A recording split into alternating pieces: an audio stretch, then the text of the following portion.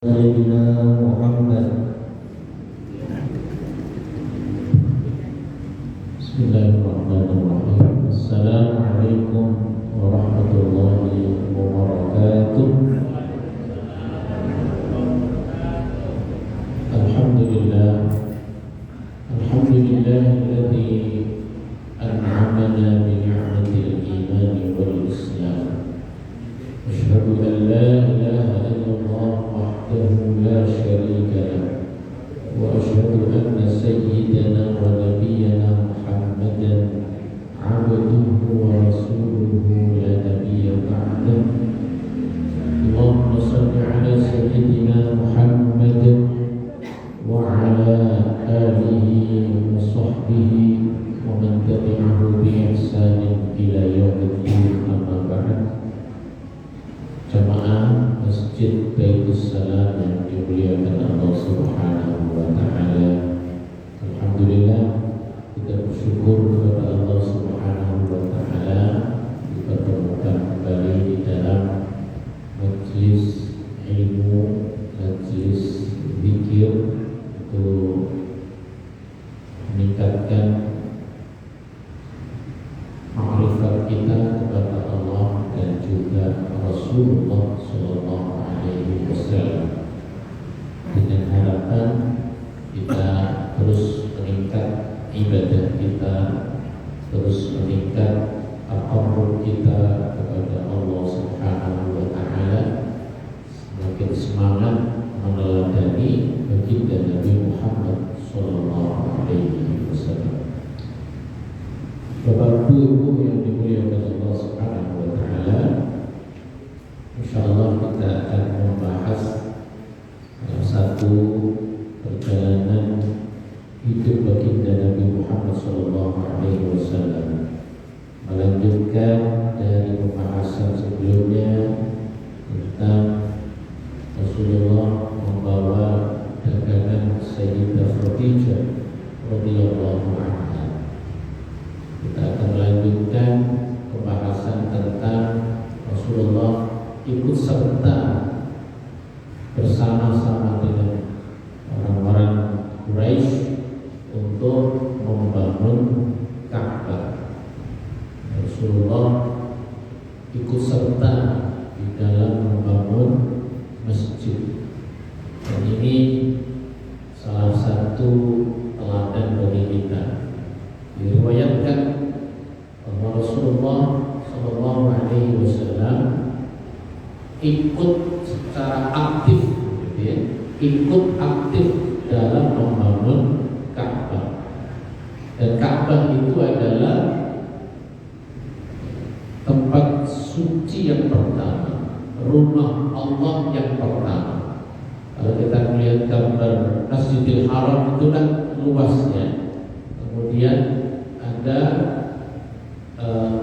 pusatnya, inti yang orang semuanya tawaf mengelilingi, yang disebut dengan Ka'bah.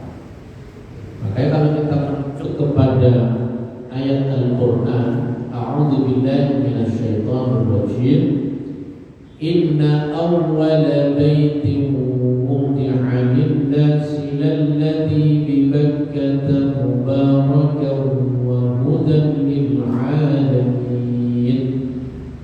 Sesungguhnya rumah Allah, yang namanya rumah Allah itu ya masjid. Jadi masjid yang pertama kali dibangun di atas muka bumi ini ya disebut dengan Ka'bah. Inna awwala baitin wudi'a lin-nasi lalladzi bi Bakkah mubarakan, yaitu yang ada di Bakkah. Kemudian namanya yang terkenal adalah Makkah. Yang ada di Makkah.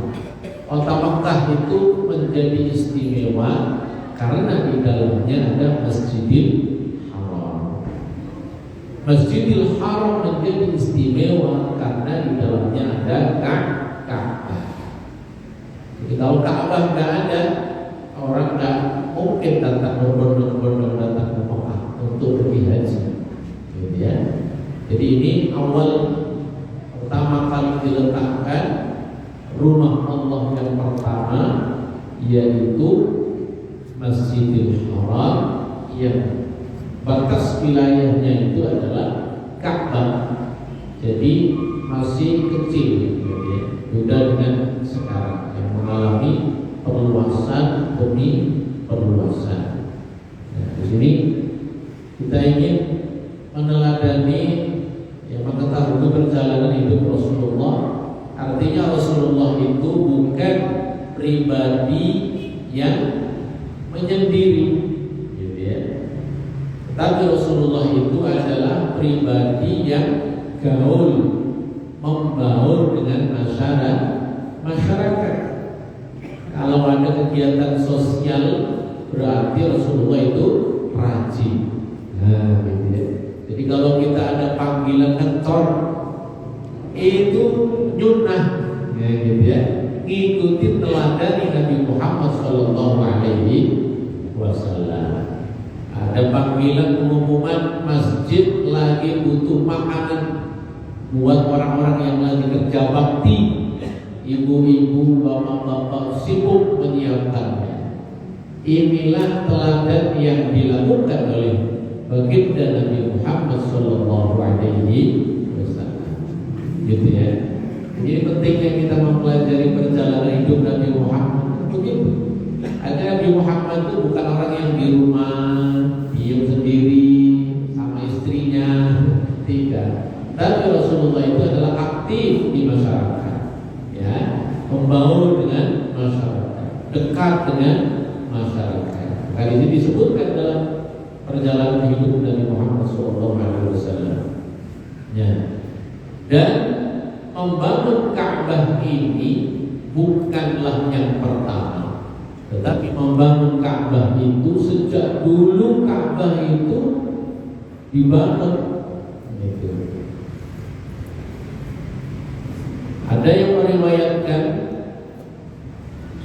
hadis Rasulullah SAW, siapakah yang pertama kali membangun Ka'bah? Gitu ya. Disepakati sesuai dengan ayat Al-Quran, masjid rumah Allah pertama yang dipilih oleh Allah sebagai tempat untuk bersujud kepada Allah di atas muka bumi ini adalah Ka'bah yang ada di Masjidil Haram yang ada di Makkah. Siapa yang membangun? Apakah Nabi Ibrahim? Nabi Ibrahim kemarin kita sebutkan jarak dengan Nabi Muhammad itu ribuan tahun, bukan 1.500 tahun jaraknya. Ada yang menyebutkan ternyata Nabi Ibrahim itu berdasarkan ayat Al-Quran, beliau datang ke Mekah, fondasi dasar Ka'bah itu sudah ada sebelum datangnya Nabi Ibrahim alaihissalam. Berarti generasinya lebih lama lagi, lebih tua lagi. Berdasarkan ayat Al-Quran, Nabi Ibrahim, Rabbana inni askantu min dzurriyyati biwadin ghairi dzar'in 'inda baitikal muharram. Ya Allah, Engkau meletakkan aku di negeri yang padang tersang yang tidak ada tanaman apapun. 'Inda baitikal muharram, di rumah Masjidil Haram. Artinya Masjidil Haram sudah ada sebelum datangnya Nabi Ibrahim alaihissalam. Di ayat yang lain Allah berfirman, wa id yarfa'u Ibrahimul qawa'ida minal baiti wa Ismail Rabbana taqabbal minna innaka antas sami'ul 'alim. Tatkala Ibrahim dan Ismail yarfa'u, yarfa'u itu artinya meninggikan, mengangkat. Artinya pondasinya sudah ada, kemudian ditinggikan oleh siapa? Nabi Ibrahim dan Nabi Ismail. Artinya pondasinya sudah ada sebelum dibangun oleh Nabi Ibrahim alaihissalam. Artinya membangun masjid itu menjadi utama, pusat peradaban, pusat Islam, pusat perkembangan Islam itu bermula dari masjid. Maka itu dijadikan sebagai tempat yang harus selalu dibangun sejak Nabi Ibrahim alaihissalam, bahkan sebelumnya ada yang menyebutkan sejak Nabi Adam alaihissalam. Jadi pentingnya menghidupkan masjid ini sebagai pusaran, sebagai pusat dakwah Islam, pusat perkembangan Islam. Kita ini berada di bulan Muharram, memperingati peristiwa hijrah Nabi Muhammad SAW. Ketika Rasulullah hijrah dari Mekah ke Madinah, apa yang dilakukan pertama kali? Bangun masjid. Masjid apa yang pertama kali dibangun oleh Rasulullah? Masjid Quba, bukan Masjid Nabawi. Sebelum Nabi Muhammad nyampe ke Madinah, mampir dulu di wilayah namanya Quba, istirahat, transit, rest area. Apa yang dilakukan Rasulullah? Membangun masjid, namanya Masjid Quba, sesuai dengan nama daerahnya. Maka masjid ini masjid yang pertama kali dibangun oleh Rasulullah. Maka masjid ini mempunyai keistimewaan. Man tatahhara fi baitihi thumma dhahaba ila Masjid Quba fa shalla rak'ataini kana lahu ka ajri umrah. Siapa yang bersuci dari penginapannya, siapa yang bersuci dari rumahnya, kemudian pergi ke Masjid Quba, kemudian salat 2 rakaat di Masjid Quba, maka dia mendapatkan pahala umrah. Ini pentingnya kita kalau nanti dipanggil oleh Allah untuk umrah atau haji, jangan lupa kalau mau ziarah ke Masjid Quba harus dalam keadaan bersuci.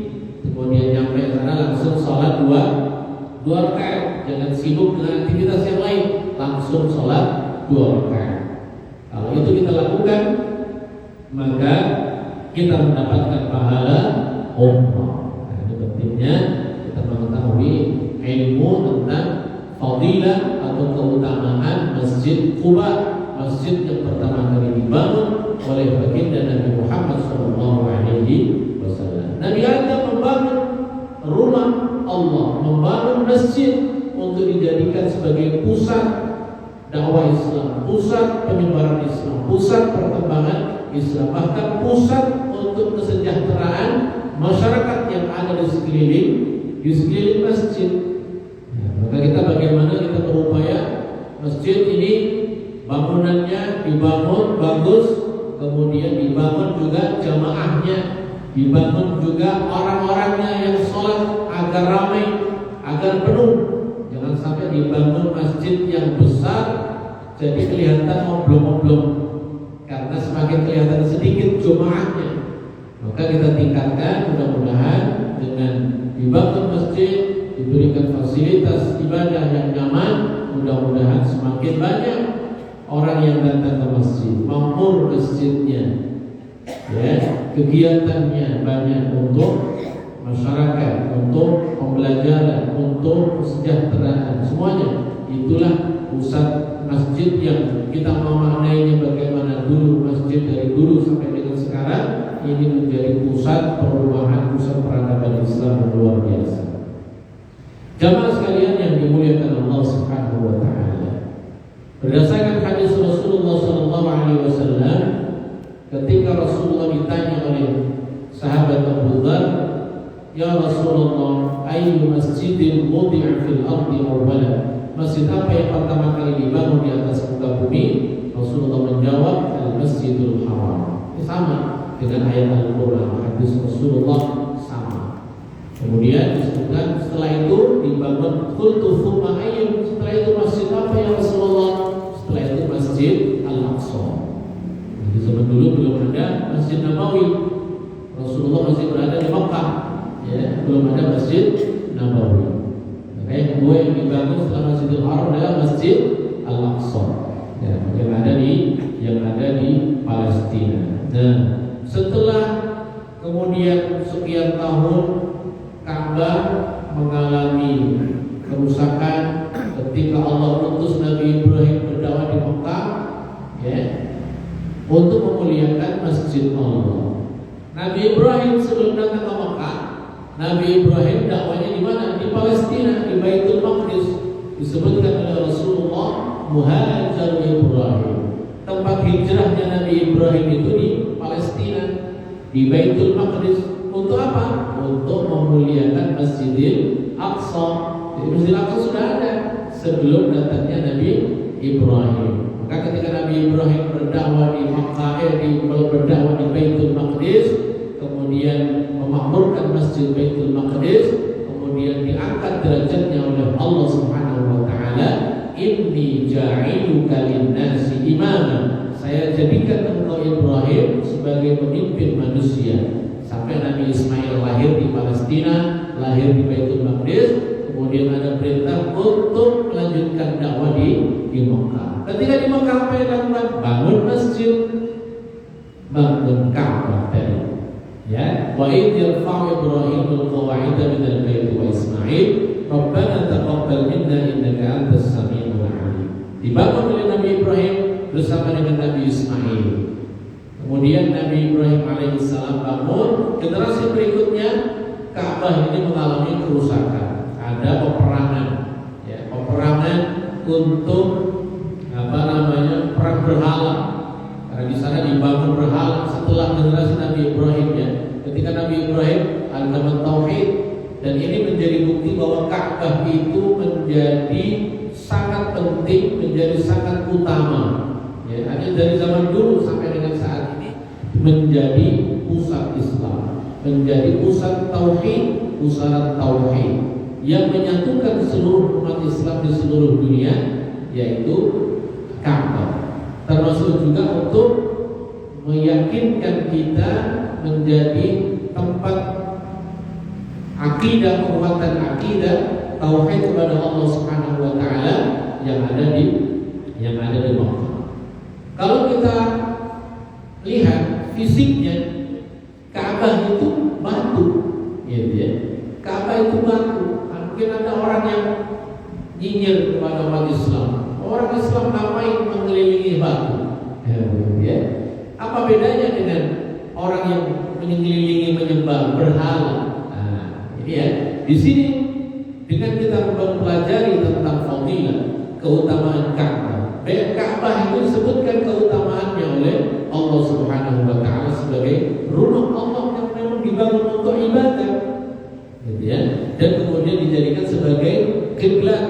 Setelah awalnya kiblatnya ke Baitul Maqdis, kemudian dipindahkan kiblat umat Islam di seluruh dunia, salat yang menghadap Ka'bah, tentu ini adalah menjadi kemuliaan. Setelah Nabi Ibrahim membangun Ka'bah, orang menjadikan Ka'bah itu tempat ibadah. Turun-temurun, dari tahun ke tahun, dari generasi ke generasi, terus menjadi tempat yang dimuliakan, tempat yang disucikan oleh Allah Subhanahu wa taala. Sampai kemudian orang menyeleweng jauh dari tauhid, ada muncul penyembahan terhadap berhala. Orang zaman dulu berubah menjadi perubahan. Yang awalnya menyembah kepada Allah pada zaman Nabi Ibrahim, didakwahi Nabi Ibrahim, diajarkan ibadah yang betul. Setelah wafatnya Nabi Ibrahim, wafatnya Nabi Ismail, jauh kemudian terjadi penyelewengan, terjadi perubahan sampai kemudian orang akhirnya menyembah berhala. Berhala kemudian banyak muncul di dalam Ka'bah itu, ya. Nah, akhirnya kemudian sampai masih ada orang pada zaman Nabi Muhammad, ada yang memahami Islamnya sesuai dengan apa yang diajarkan Nabi Ibrahim, ada yang sudah berubah. Maka kemudian diutuslah seorang Nabi Muhammad SAW untuk mengembalikan ajaran itu kepada ajaran yang pernah diajarkan oleh Nabi Ibrahim dan Nabi Ismail alaihi wassalam. Membersihkan kemusyrikan, membersihkan kemunkaran akhlak yang buruk yang terjadi yang disuruh pada zaman jahiliyah. Itulah diutuslah Nabi Muhammad SAW untuk mengembalikan. Makanya kehadiran Nabi Muhammad sama dengan apa yang didoakan oleh Nabi Ibrahim alaihissalam. Rabbana wa ba'ath fihim rasulan minhum yatlu alaihim ayatika wa yu'allimuhumul kitaba wal hikmah wa yuzakkihim. Ya Allah, doanya Nabi Ibrahim, utuslah seorang rasul dari bangsa Arab yang akan membacakan ayat-ayat-Mu, yatlu alaihim ayatika wa yu'allimuhumul kitaba wal hikmah, mengajarkan Al-Kitab, Al-Quran, Al-Hikmah dan Sunnah, wa yuzakkihim, dan mensucikan mereka, mensucikan kembali pikirannya, mensucikan kembali tauhidnya, mensucikan kembali akhlaknya dari keburukan, dari hal-hal yang menyeleweng dari ajaran Nabi Ibrahim alaihissalam.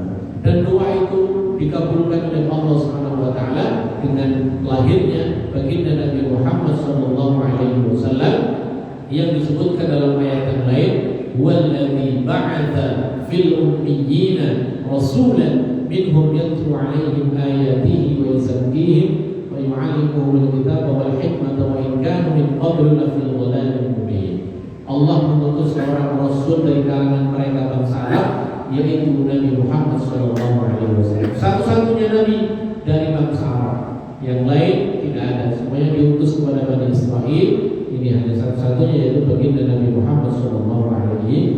Ini menjadi bukti bahwa Ka'bah ini sangat istimewa bagi kita sebagai umat Nabi Muhammad SAW, umat Nabi Ibrahim alaihissalam, dan juga sebagai hamba Allah Subhanahu wa taala, orang mukmin. Berbeda dengan berhala. Ya, Ka'bah mempunyai fadilah yang jelas disebutkan oleh Allah Subhanahu wa taala, diperintahkan oleh Allah Subhanahu wa taala untuk menjadikannya sebagai tempat ibadah. Dalam ayat yang disebutkan, wa in ja'alnal baita mathabatan lin-nas, dan kami jadikan rumah Allah yaitu Ka'bah, yaitu Masjidil Haram, mathabatan lin-nas, menjadi tempat ibadah bagi manusia, wa amnan, dan tempat yang aman, wattakhidhu min maqami Ibrahim musalla, dan jadikan tempat atau maqam Ibrahim tempat untuk salat. Maka di sini tempat disebut dengan Masjidil Haram. Ada yang haram itu artinya mulia, ya. Muharram artinya dimuliakan. Syahrullahil Muharram, bulan Muharram. Ka'bah Masjidil Haram, artinya wilayah, juga punya makna mulia, dan juga karena kemuliaannya maka diharamkan terjadi kemungkaran, diharamkan terjadi hal-hal yang merusak, diharamkan terjadi peperangan. Dilarang berperang di Masjidil Haram. Haramain yaitu dua masjid yang suci, Masjidil Haram dan Masjid Nabawi. Awal laqab atau julukan Raja Saudi itu adalah Khatimul Haramain, sebagai pembantu khatim dua Masjidil Haram, yaitu Haram Makkah, Masjidil Haram, dan Masjid An-Nabawi. Nah, jamaah sekalian yang dimuliakan Allah, setelah Ka'bah itu dibangun Nabi Ibrahim, Ka'bah ini mengalami kehancuran, ya, karena waktu yang lama. Salah satu di antaranya ada peperangan, kemudian sehingga menyebabkan ada yang rusak. Kemudian terjadi banjir yang sangat besar sekali yang terjadi di Mekah, sehingga rapuh dinding-dindingnya menjadi rapuh. Ini terjadi sebagaimana diriwayatkan oleh Rasulullah sallallahu alaihi wasallam, disebutkan dalam hadis oleh Rasulullah sallallahu alaihi wasallam. Jadi banyak kerusakan sehingga kemudian tidak ada pilihan. Karena apa? Karena tempat ini mulia. Jadi beberapa tahun sebelum lahirnya Nabi Muhammad itu terjadi banjir. Yang disebutkan ada 4 tahun atau 5 tahun sebelum lahirnya Nabi Muhammad sallallahu alaihi wasallam. Atau sebelum Rasulullah diangkat menjadi Rasul.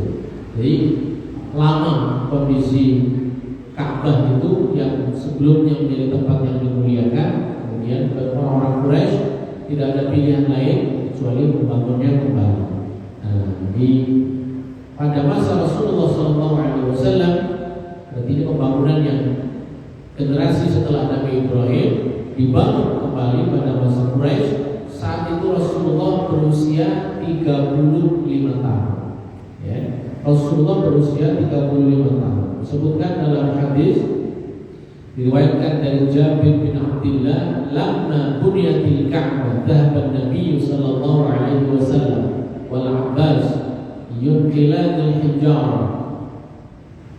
Ketika dibangun Ka'bah, ketika Ka'bah dibangun, Rasulullah pergi bersamanya berangkat, Rasulullah ikut bersama dengan Al-Abbas, ya, bersama dengan Abbas pamannya, yunqilanil hijar, memindahkan batu. Jadi Rasulullah ikut manggul batunya. Jadi Rasulullah datang bukan jadi mandor, ya, tapi datang ikut sibuk, ikut bekerja. Gitu. Yunqilanil hijar bersama dengan pamannya Al-Abbas. Kemudian disebutkan di sini, faqala Al-Abbas bin Nabi, kemudian pamannya berkata kepada Nabi Muhammad, ij'al zaraka ala raqabatika, gitu ya. Jadikan kainmu, artinya Rasulullah pakaiannya itu menjulur ke bawah sehingga diperintahkan oleh pamannya untuk menyampirkan ke atas biar kerjanya enak, begitu ya. Mungkin kita bayangkan kerjanya pakai sarung, gitu ya. Jadi ribet begitu. Nah, disuruh sarungnya disuruh ke atasin, gitu ya, biar geraknya leluasa, gitu ya. Fakharra ilal ardi wa tarahat aynahu ila as-samai faqala arini izari fashadda alayhi. Kemudian Rasulullah mengikatkan sarungnya itu, ya, untuk memudahkan Rasulullah dalam bekerja. Nah, ternyata kesertaan Rasulullah SAW di dalam membangun Ka'bah ini lahu atharun kabirun fi halil mushkilati allati tasabbabat ala ikhtilafil qabail hawla man yastahiqu an yanala syarafa wada'il hajar. Suatu hari terjadi perselisihan di antara kabilah. Orang Arab itu banyak kabilah-kabilah, banyak kelompok-kelompok, banyak suku-suku. Masing-masing punya pimpinannya. Dan mereka ini sempat terjadi perbedaan pendapat yang sengit terkait dengan siapa yang paling berhak untuk meletakkan Hajar Aswad di Ka'bah. Nah, pembangunan yang pernah diikuti oleh Rasulullah, orang semuanya melihat Rasulullah ikut andil dalam membangun itu, orang semua memperhatikan bahwa Rasulullah itu karakter orang yang luar biasa, yang dekat dengan masyarakat, membaur dengan masyarakat, ya.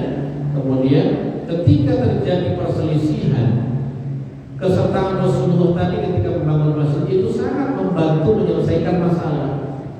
Mereka nggak mau ngalah, pokoknya kabilah A yang paling berhak, kabilah B yang paling berhak. Mereka semuanya punya hak untuk meletakkan Hajar Aswad. Akhirnya mereka sampai hampir berkelahi, hampir berperang antara satu kabilah dengan kabilah yang lain karena merasa paling berhak untuk meletakkan Hajar Aswad. Hajar Aswad itu batu warna hitam, sesuai dengan namanya, batu warna hitam yang kita disunahkan untuk menciumnya ketika kita sedang tawaf, gitu ya. Ya batu biasa, tapi ini adalah perintah dari Allah Subhanahu wa taala sehingga dia mempunyai keistimewaan, sehingga dia mempunyai kemuliaan berbeda dengan batu-batu yang lain. Karena disebutkan oleh Allah jelas, bukan hal yang mengada-ada, maka itu kita wajib untuk melaksanakannya. Berbeda dengan kita yang tidak ada landasannya dari hadis, tidak ada landasannya dari Rasulullah, tapi ada orang memerintahkan kamu harus mencium batu ini, ya, atau mencium akik ini 7 kali, atau berputar 7 kali. Tidak ada landasannya, maka kita tidak boleh melaksanakannya. Beda dengan Hajar Aswad, ya.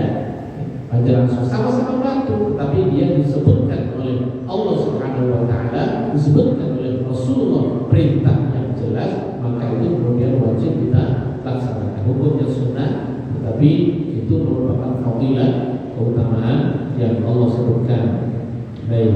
Nah, selanjutnya ketika tadi ada perselisihan di antara kabilah itu, maka mereka akhirnya menyepakati, oke, kalau begitu kita bermusyawarah, dan hasil musyawarahnya itu kita menyepakati siapapun orang yang masuk ke dalam Ka'bah ini pertama kali, maka itu yang kita sepakati untuk meletakkan Hajar Aswad, ternyata yang masuk ke dalam Ka'bah itu adalah Rasulullah Shallallahu Alaihi Wasallam. Semua kabilah melihat, oh setuju. Akhirnya orang semuanya merasa tenang, artinya merasa senang karena yang masuk itu Rasulullah. Mereka tidak ada perbedaan melihat Rasulullah selama ini, melihat perjalanan hidup Rasulullah selama ini orang baik dengan semua orang. Maka ketika yang pertama kali masuk masjid itu adalah Rasulullah, semuanya sepakat, nggak ada yang kemudian protes, ya. Dan kecerdasan Rasulullah SAW, Rasulullah meminta perwakilan dari pimpinan kabilah, ya, untuk ikut serta di dalam memindahkan Hajar Aswad. Rasulullah menggelar surbannya, kemudian para pimpinan kabilah diminta oleh Rasulullah untuk memegang ujung surban itu. Kemudian Rasulullah meletakkan Hajar Aswad itu di tengah-tengah surbannya. Kemudian seluruh pimpinan kabilah gotong bareng-bareng meletakkan sampai mendekatkan ke Ka'bah. Setelah dekat dengan Ka'bah, Rasulullah baru meletakkan Hajar Aswad itu di tempat yang seharusnya. Dan itu semua orang merasa puas dengan apa yang dilakukan oleh Rasulullah SAW. Maka Rasulullah kita pelajari di sini menjadi karakter orang yang pemersatu umat, pemersatu kabilah, ya, pemersatu berbagai macam kelompok. Maka kita pun juga harus meneladani Rasulullah. Kita ini harus menjadi syakhsiyah, menjadi pribadi-pribadi yang bisa menyatukan. Ada orang di sana tidak suka dengan kelompok yang satu, kelompok yang satu tidak menyukai kelompok yang lain. Bagaimana caranya agar kita ini bisa menyatukan? Bagaimana agar semuanya kembali rukun? Bagaimana semuanya kompak? Inilah yang dilakukan oleh baginda Nabi Muhammad SAW. Kadang-kadang sifat manusia begitu, punya emosi, punya egoisme. Ketika ada ini menceritakan tentang kejelekan kelompok yang lain, maka dia juga kebetulan gak suka dengan kelompok itu, akhirnya itu menambah-nambahin bumbu-bumbu semakin runcing itu ketidaksukaan. Begitu juga sama kelompok yang lain begitu, sehingga perseteruan itu menjadi semakin runcing. Maka kita meneladani baginda Nabi Muhammad SAW bahwa inilah harus Rasulullah itu menjadi pribadi yang pemersatu umat, pemersatu berbagai macam kabilah. Maka masjid ini harus menjadi pemersatu. Masjid ini harus menjadi sumber kekompakan. Masjid ini harus menjadi sumber kebersamaan kita semuanya, yang laki-laki, ibu-ibu, yang bapak-bapak, yang ibu-ibu, yang adik-adik, yang dewasa, semuanya bersatu, semuanya berkumpul. Ada yang latar belakangnya macam-macam, latar belakang pendidikannya macam-macam. Di sini semuanya kita sama di hadapan Allah Subhanahu wa Ta'ala. Siapa yang ikut membangun, memakmurkan masjid Allah, maka itulah dia yang dimuliakan oleh Allah Subhanahu wa Ta'ala.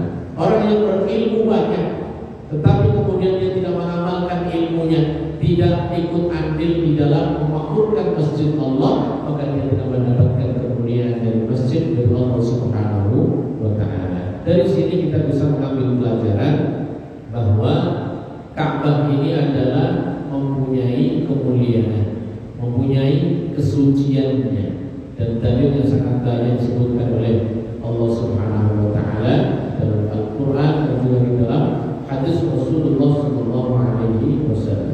Ya, ketika Nabi Ibrahim diutus oleh Allah, kondisinya untuk menghancurkan berhala-berhala yang ada di sana.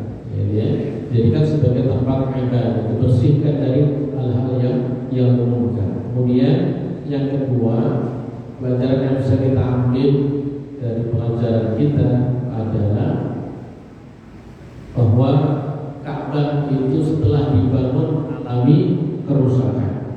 Artinya sebuah bangunan sangat memungkinkan itu terjadi kerusakan.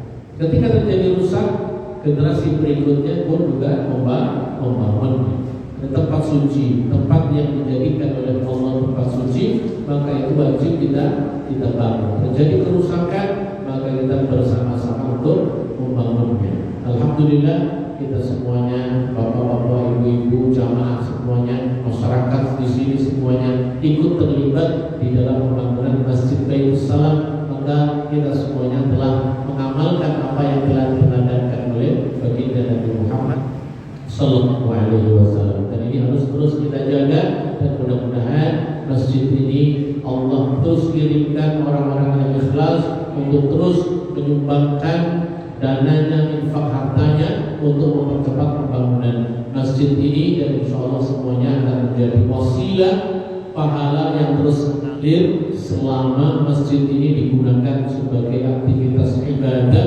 baik ibadah pengajian, ibadah sholat, ibadah peringatan Hari Besar Islam, peringatan apapun ya untuk kebaikan, insya Allah kegiatan anak-anak remaja menyelamatkan generasi, maka insya Allah semuanya menjadi wasilah amal soleh untuk kita semuanya. Dan ya, di sini kita bisa melihat Ka'bah itu tadi dibangun berapa kali kemudian.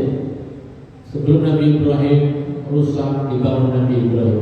Setelah Nabi Ibrahim rusak, dibangun oleh generasi berikutnya. Termasuk tadi dibangun oleh Rasulullah Sallallahu Alaihi Wasallam. Dan di sini hadisnya disebutkan bahwa Ka'bah mengalami kerusakan dan dibangun oleh Rasulullah Sallallahu Alaihi Wasallam. Nah, yang kedua tadi ya, pembangunan yang ketiga, faqad kanat 'indama ihtaraqa al-bait zaman Yazid bin Muawiyah. Setelah generasi Nabi Muhammad SAW, Ka'bah itu juga mengalami kerusakan pada masa Yazid bin Muawiyah. Berarti dinasti Muawiyah, dinasti Umayyah. Itu pada masa Yazid bin Muawiyah terjadi kerusakan, yaitu karena akibat peperangan. Bisa? Oh, bisa ya. Baik. Karena surat Isya. Jadi setelah pembangunan Nabi Muhammad SAW terjadi kerusakan pada masa Yazid bin Muawiyah, kemudian dibangun kembali. Setelah itu ada kerusakan lagi setelah meninggalnya atau dibunuhnya Ibnu Zubair. Kemudian yang kelima, waqa'a fiha syakk wal khilaf fa yatata'allaqu bima qabla bil Ibrahim hal kanat al-Ka'bah mabniyatan qabla dzalika am la. Jadi di sini penjelasan banyak sekali tentang Ka'bah ini mengalami perubahan-perubahan. Dan sebelumnya Ka'bah bukanlah seperti yang ada sekarang. Kalau sekarang bangunannya kubus. Kalau dulu awalnya itu persegi panjang, gitu ya. Persegi panjang, ada panjangnya, ada lebarnya, ada tingginya. Kalau sekarang bentuknya kubus. Jadi awal pembangunan pada masa Nabi Ibrahim alaihissalam bentuknya persegi panjang, sama persis dengan wujud bentuknya bangunan Masjid Al-Aqsa. Sehingga dengan demikian orang ulama menguatkan pendapat bahwa yang membangun Masjidil Haram dan Masjidil Aqsa itu sama orangnya, yaitu Nabi Adam alaihissalam atas perintah dari Allah Subhanahu wa taala. Wujudnya sama, menghadapnya juga sama. Jadi kalau Masjidil Aqsa itu kiblatnya itu sudah mengarah ke Ka'bah. Jadi kalau zaman dulu sebelum terjadinya perpindahan kiblat itu orang Mekah sholatnya ke kiblatnya ke Masjidil Aqsa, ke Palestina. Ketika terjadi perpindahan kiblat, ya, orang-orang Palestina mereka tidak berubah. Jadi arah Masjidil Aqsa seperti ini itu sudah mengarah ke Ka'bah, gitu ya. Jadi tidak ada perubahan meskipun ada perpindahan kiblat. Alhamdulillah, ini yang bisa kita hadirkan, kita sampaikan. Mudah-mudahan ini semakin menguatkan kita, hubungan kita dengan Allah Subhanahu wa taala, semakin mendalam kita